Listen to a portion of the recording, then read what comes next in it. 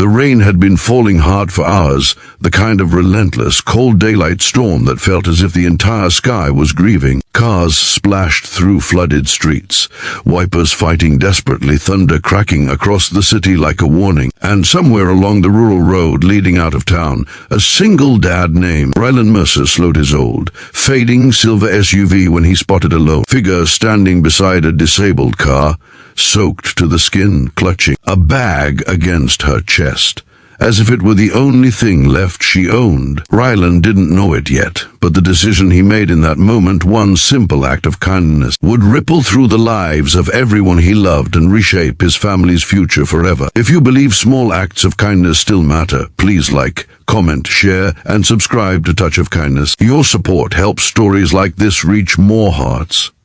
Ryland was used to storms, though most of his weren't made of water. At 37, he had been raising his 10-year-old son, Milo, alone for the past 3 years since his late wife's unexpected passing. The grief had quieted with time, settling into a shadow that followed him everywhere, but the responsibilities only grown heavier. He worked days at a hardware store and nights delivering packages just to keep up with rent, school supplies, and Milo's medical checkups for the asthma he had been born with.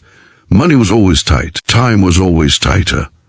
Yet no matter how drained he felt, Ryland still believed in helping others when he could. It was something his wife used to say, when you can choose to be anything, choose to be kind. And so, despite being late for Milo's pickup from his friend's house, Ryland eased his SUV to the shoulder and stepped into the downpour. The woman looked fragile in the rain, a slender figure in a pale cardigan drenched through, her dark brown hair plastered to her face, her hands trembling from either cold or fear. The car behind her was an older sedan with smoke puffing faintly from the hood. She flinched when Ryland approached, as if expecting the world to deal her another blow. He softened his posture instinctively, speaking gently over the roar of the rain. Her name, she told him, was Aria Lowell. She had been on her way to an interview across town when her engine died. Her phone battery had died with it. She hadn't eaten since morning.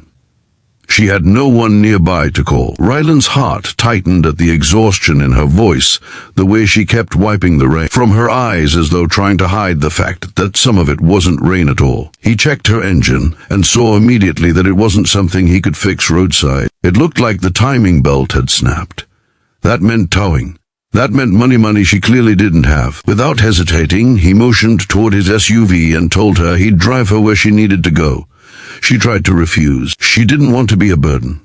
But when she swayed slightly, clearly chilled to the bone, he insisted. Once she finally climbed into the warm interior, she exhaled shakily, almost as if the seat itself offered more safety than she'd felt in months. As they drove, she thanked him again and again, until tears mixed with the water on her face. She explained that she had moved to the city only 3 weeks ago after losing her old job when the company downsized. Things had gone downhill quickly. Rent was due, her savings were almost gone. The job interview she was headed to had been her last hope.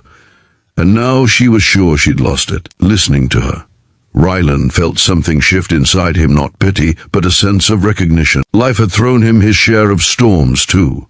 He understood what it meant to cling desperately to hope. So instead of taking her to the interview location, he turned toward his son's friend's neighborhood, explaining that he had to pick Milo up first. Aria nodded quietly, looking embarrassed, but he reassured her it was fine.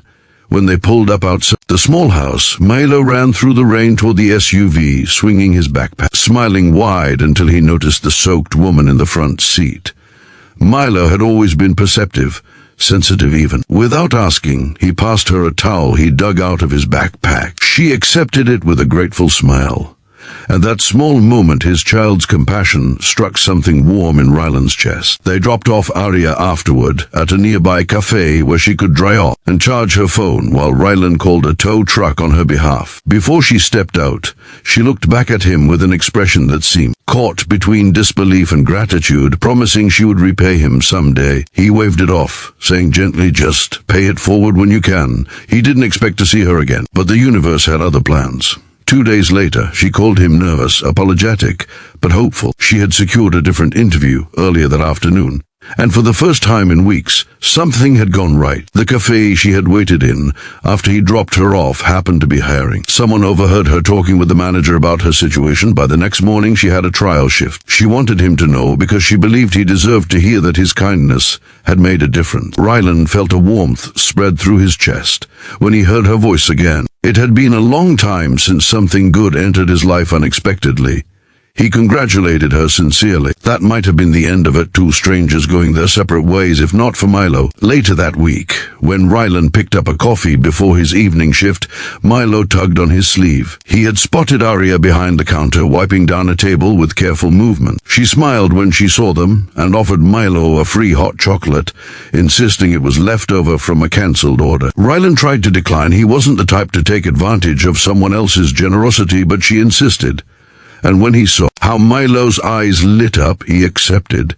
That was the beginning. Over the next few days, small interactions became familiar ones. A warm greeting at the cafe, a shy conversation at the door, little moments that seemed harmless, but left Rylan thinking about her more than he expected. Arya had a quiet strength beneath her gentleness.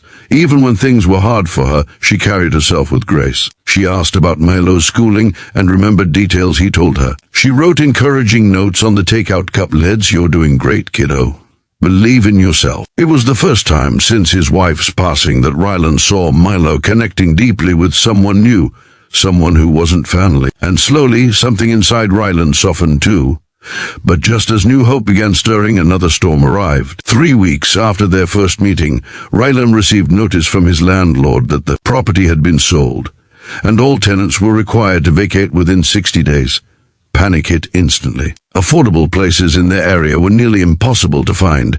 Moving would require money they didn't have. Milo's medication costs had risen. One of Rylan's delivery shifts had been cut due to route reassignments. Everything felt as though it were crumbling at the worst possible moment. He kept the news from Milo at first, not wanting to worry him.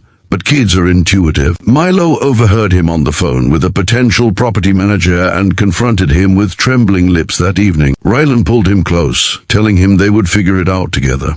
Inside, though, he felt like he was drowning. 2 nights later, as Rylan sat slumped at a corner table in the cafe, with rental listings scattered before him, Arya approached quietly. She had seen the weight he carried in his posture long before she asked him softly what was wrong. And when he told her, trying to keep his voice from breaking, she sat down across from him and listened without judgment. Then she told him something he hadn't expected. The cafe was opening a new location, and the company was offering employees a housing assistance program to stay near the job. She wasn't sure if it could help him, but she wanted to try. Without asking permission, she took one of the listings from his hands and told him she would talk to her manager. The next day, she kept her promise.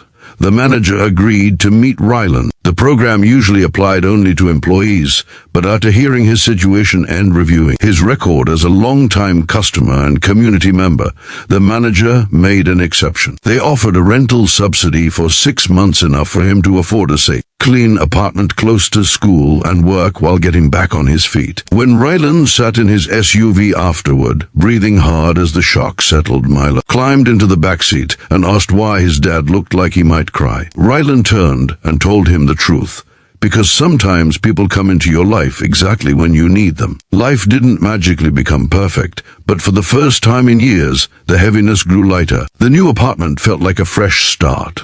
Milo's health improved with a less stressful environment, and Arya became part of their lives in a way none of them had seen coming. She helped Milo with school projects. She brought homemade soup on nights Rylan got home late. She joined them for lunches at the park. Her laughter became familiar, comforting, something Rylan found himself waiting for. And though neither of them rushed into anything, the closeness grew with gentle, natural ease. But the moment that truly changed everything came one bright Saturday afternoon. Milo had been invited to a school field outing, and when the parents gathered under the shade of the trees, they asked Arya if she and Rylan were a couple. Both Rylan and Arya froze, glancing awkwardly at one another. Milo overheard, stepped between them, and said with a grin, "Not yet, but I hope one day." They both laughed, flushing with embarrassment.